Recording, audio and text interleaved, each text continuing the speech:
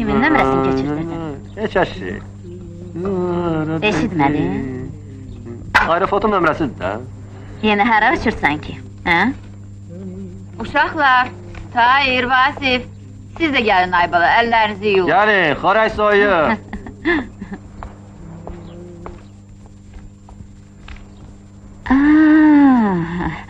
Nailənin nömrəsidir. İblis, yaxşı deyiblər ki, qoz belə qəbirdə düzəltməz. Demə elə. Murdar, elə bir şor düzlüyün çatmırdı. Nə olub Ədilə? Hələ bir sakit də eləyir məni. Xeyr, daha bu da səninki keçməz. İt kimi ayaqlarıma düşəcəksən. Əsəbləri bozulub biraz oyu. Uşaqlar, mankör, xorək soyu. Boşanmaq üçün ərzə vermişdi. Nə oldu? Ərzəni niyə geri götürdün bəs, hə? Elə bilirsən, nə istəsən eləyə bilərsən, xeyr! Adımı dəyişərəm, əgər sənin bütün Bakıda rüsvay eləməsən. Ayıb daxı, baxırlar. Qoy bu mankör, tüpürsün üzümə dediyimi eləməsən. Ay bacı, mən xətər salmayız sağla. Ədilə, özünü ələ al. Uşaqlar Ədiləni o qədər əsəbləşdirirlər ki, dayı. Eybi yox, indi də sən əsəbləşərsən. Bilirsən, yandıracağım atomu. Ev, əmanət kitabçası, maşın, hamısı mənim adımadır. Açaram sandığı, dökərəm pambığı. Bütün zibillərini bilirəm, sən elə məni yaxşı tanı. Ayıbdır sən üçün.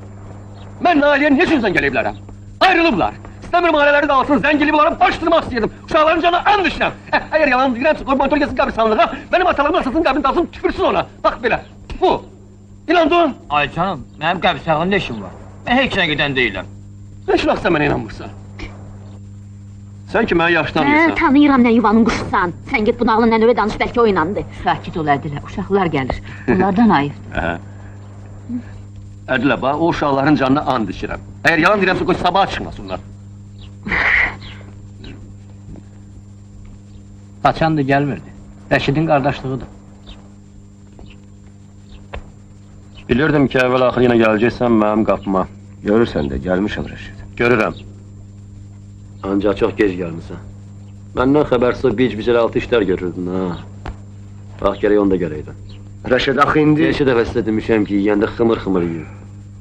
Acgözlük eləyirsiniz, ilişir qalır boğazınızda. Heç bu sözlərin yeri deyil. Məni şəhərdə bu saat gözləyirlər Rəşid. 2 saatdan sonra aparıb verməsəm, əllə yağlı gedirəm. Mənə nə var? Kömək elə mənə. Uşaqlarımı yetim qoyma. Axı birinci paya sən götürmüşdün, məni bir yatıva saldı. Yadımdadır. Sənin yadından çıxıb. Burnundan da gözün sənə üçün elə deyirlərəm. Yeri get. Mən sənə kömək eləyənmərəm, mənə bel bağlama. Nə olar? Bu gündən sənin içində var. Mən xəstə adamam. Get.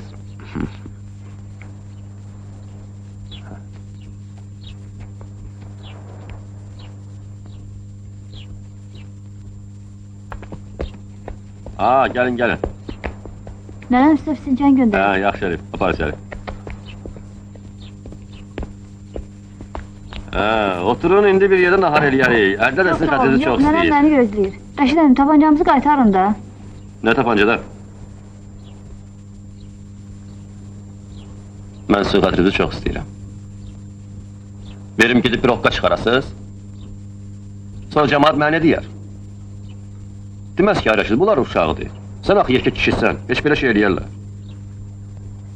Bir də o, böyük hadisələr elə belə şeylərdən başlayır da. Yaxşı, milisə xəbər vermərəm. Rəşid əmi, bu bizim bağın planına oxşayır. Evimizin yerində hovuz niyə çəkiblər? Hovuz orada olmayacaq ki, başqa yerdə olacaq. Səhv düşün bura.